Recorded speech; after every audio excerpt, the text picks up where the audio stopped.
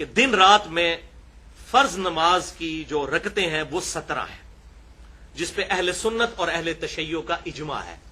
2 فجر کی، 4 ظہر کی، 4 عصر، 3 مغرب اور 4 عشاء، یہ جو 17 فرائض بنتے ہیں اس کی نسبت۔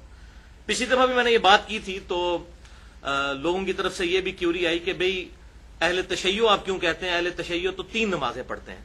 تو بھائیو، اہل تشیع 3 نمازیں نہیں پڑھتے، اہل تشیع بھی 5 نمازیں ہی پڑھتے ہیں۔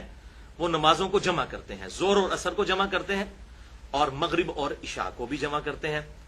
تو جہاں تک سفر کا معاملہ ہے، بخاری اور مسلم میں درجنوں احادیث موجود ہیں کہ آپ صلی اللہ علیہ وسلم سفر میں ہمیشہ ظہر اور عصر کو جمع کرتے تھے اور مغرب اور عشاء کو، اسے ظہرین اور مغربین کہا جاتا ہے۔ لیکن ایک حدیث ایسی ہے جو صحیح مسلم میں 3-4 طرق اس کے آئے ہیں، انٹرنیشنل نمبر کے مطابق 1629 نمبر اور 1633 نمبر، جس پہ امام نووی نے صحیح مسلم میں باب بھی باندھا ہے کہ سفر کے علاوہ حضر میں بھی، عام حالات میں بھی نمازیں جمع کی جا سکتی ہیں۔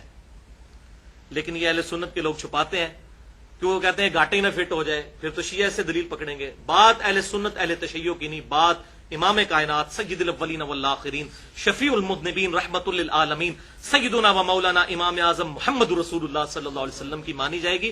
فرقہ واریت کی لعنت کو چھوڑیں، فرقہ واریت کو 3 طلاقیں دے کے 4 تکبیریں پڑھ کر دفنا دیں، تب یہ باتیں سمجھ آئیں گی۔ تو میں نے نمبر بتایا صحیح مسلم 1629 1633۔ ابن عباس رضی اللہ تعالیٰ عنہ کہتے ہیں کہ نبی صلی اللہ علیہ وسلم نے ہمیں مدینہ شریف میں بغیر خوف کے، بغیر بارش کے اور بغیر سفر کے ظہر اور عصر کی نماز جمع کروائی۔ پہلے 4 فرض ظہر کے پڑھے، پھر 4 عصر کے جماعت کے ساتھ، اور پھر مغرب اور عشاء کی جمع کروائی، 3 مغرب کے فرض اور 4 عشاء کے۔ اب جب یہ انہوں نے بات کی ابن عباس رضی اللہ تعالیٰ عنہ نے، تو ظاہر ہے کہ آگے سب کے لیے پریشانی تھی۔ تو یہ حدیث جو تابعی بیان کرتے ہیں وہ ہیں سعید ابن جبیر رحمت اللہ علیہ، المتوفی 96 ہجری۔ جب انہوں نے یہ حدیث بیان کی، ابن عباس کے شاگرد تھے، تو ان کے آگے سے شاگرد جو ہیں وہ تبع تابعی ابو زبیر پوچھتے ہیں کہ سعید ابن جبیر یہ آپ کیا کہہ رہے ہیں؟ آپ صلی اللہ علیہ وسلم نے عام حالت میں بھی نمازوں کو جمع کیا؟ تو انہوں نے کہا ہاں، میں نے بھی یہی سوال حضرت عبداللہ ابن عباس سے پوچھا تھا کہ یہ آپ کیا کہہ رہے ہیں کہ آپ صلی اللہ علیہ وسلم نے ظہر اور عصر کو اور مغرب اور عشاء کو عام حالت میں بھی جمع کیا تھا، تو کیوں کیا تھا؟ تو حضرت عبداللہ ابن عباس رضی اللہ تعالی عنہ نے فرمایا آپ صلی اللہ علیہ وسلم نے یہ اس لیے کیا تھا تاکہ امت کے لیے نمازوں کے معاملے میں کوئی تکلیف نہ باقی رہے، آسانی پیدا ہو جائے۔ حریص علیکم بالمؤمنین رؤوف الرحیم، اللہ کے محبوب صلی اللہ علیہ وسلم مومنین کی جانوں سے بڑھ کر ان پر رحم فرمانے والے ہیں۔ لیکن مولویوں نے یہ فیسلٹی ہم سے چھین لی اور اسے شیعہ سنی کا مسئلہ بنا دیا۔ ہاں یہ بات درست ہے، اس کی روٹین نہ بنائی جائے، کبھی کبھار کوئی جمع کرتا ہے، روٹین بھی اگر کوئی بنائے اس میں فتویٰ کوئی نہیں لگے گا۔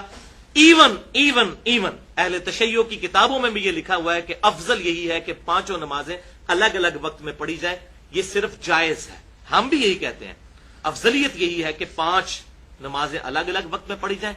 لیکن اگر کوئی ان کو جمع کر لیتا ہے، فجر کو الگ پڑھتا ہے، ظہر و عصر کو جمع کرتا ہے اور مغرب اور عشاء کو، تو یہ بالکل اہل سنت اور اہل تشیع کا اس پر بھی اجماع ہے۔ یہ میں نے حوالہ اس حوالے سے کلیئر کر دیا کیونکہ یہ کافی سارے اس پہ کامنٹس لوگوں کے آ رہے تھے، میں نے کہا کہ اسے شروع میں ہی میں کلیئر کر دوں۔